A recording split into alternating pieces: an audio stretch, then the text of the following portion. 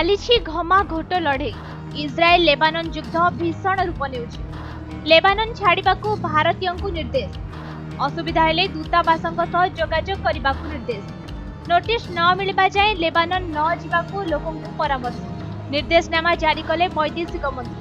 ଯୁଦ୍ଧ ପରିସ୍ଥିତି ଦେଖି ନିଆଗଲା ନିଷ୍ପତ୍ତି। ବିଦେଶ ଯାଉଥିବା ଯାତ୍ରୀଙ୍କ ପାଇଁ ଆସିଲା ନିର୍ଦ୍ଦେଶନାମା। ଲେବାନନକୁ ଯିବାକୁ ସିଧା ମନା କରିଦେଲେ ବୈଦେଶିକ ମନ୍ତ୍ରୀ ଏସ୍ ଜୟଶଙ୍କର। ପରବର୍ତ୍ତୀ ନୋଟିସ୍ ଆସିବା ଯାଏଁ ଅପେକ୍ଷା କରିବାକୁ ଲୋକଙ୍କୁ କୁହାଯାଇଛି। ସେପଟେ ବଢୁଛି ଲେବାନନ ଓ ଇସ୍ରାଏଲ ଯୁଦ୍ଧ। ଭୟାବହ ପରିସ୍ଥିତି ପାଇଁ ଲୋକଙ୍କୁ ଲେବାନନ ଦେଶ ଛାଡ଼ିବାକୁ ମଧ୍ୟ କୁହାଯାଇଛି। କିଛି ଅସୁବିଧା ହେଲେ ଭାରତୀୟ ଦୂତାବାସଙ୍କ ସହ ଯୋଗାଯୋଗ କରିବାକୁ କହିଛନ୍ତି ଏସ୍ ଜୟଶଙ୍କର। ଦିନକୁ ଦିନ ଭୟଙ୍କର ହେଉଛି ପରିସ୍ଥିତି। ଏବେ ମଧ୍ୟପ୍ରାଚ୍ୟର ସବୁ ଦେଶ ଦୁଇ ଭାଗରେ ବିଭକ୍ତ ହୋଇଛି। ବିଶ୍ୱଯୁଦ୍ଧ ଭଳି ଦେଖାଯାଇଛି ପରିସ୍ଥିତି। ଗୋଟିଏ ପଟେ ଇସ୍ରାଏଲ ସହ ରହିଛି ଆମେରିକା, ଅନ୍ୟପଟେ ଲେବାନନ ସହ ରହିଛନ୍ତି ରୁଷିଆ, ଚୀନ, ଇରାନ ଓ ଇରାକ ଦେଶ। ଯଦି ଦେଖିବା ସମସ୍ତ ଶକ୍ତିଶାଳୀ ଦେଶ ପ୍ରାୟ ଏବେ ଦୁଇ ଭାଗରେ ବାଣ୍ଟି ହୋଇଛନ୍ତି।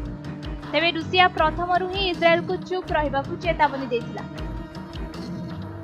ମାତ୍ର ଇସ୍ରାଏଲ ଏହି ଚେତାବନୀରେ ଚୁପ୍ ହୋଇ ବସିବ ନାହିଁ ବୋଲି ସଫା କହିଛି। ଏପଟେ ଯୁଦ୍ଧର ମୋଡ଼ ବଦଳାଇଲେଣି ଇସ୍ରାଏଲ ସରକାର।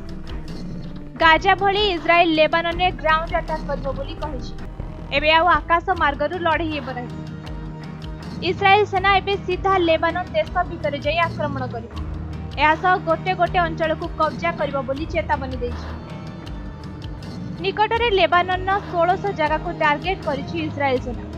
ଲେବାନନ ଇସ୍ରାଏଲ ଉପରେ 200 ରକେଟ ମାଡ଼ କରିଥିଲା। ଏହା ପରେ ଇସ୍ରାଏଲ ଶତ୍ରୁ ଦେଶରେ 1600ରୁ ଅଧିକ ସ୍ଥାନ ପୁରା ଧ୍ୱଂସ କରିଦେଇଛି। ଏଥିରେ 560 ଲୋକଙ୍କ ମୃତ୍ୟୁ ହୋଇଥିବା ବେଳେ ଏକାଧିକ ଲୋକ ଆହତ ହୋଇଥିଲେ। ତେବେ ଯୁଦ୍ଧର ଭୟାବହତା ଭିତରେ ଭାରତ ସମେତ ସମସ୍ତ ଦେଶର ନାଗରିକଙ୍କୁ ଲେବାନନ ଛାଡ଼ିବାକୁ କୁହାଯାଇଛି। ବ୍ୟୁରୋ ରିପୋର୍ଟ, ସମୟ ଲାଇଭ୍।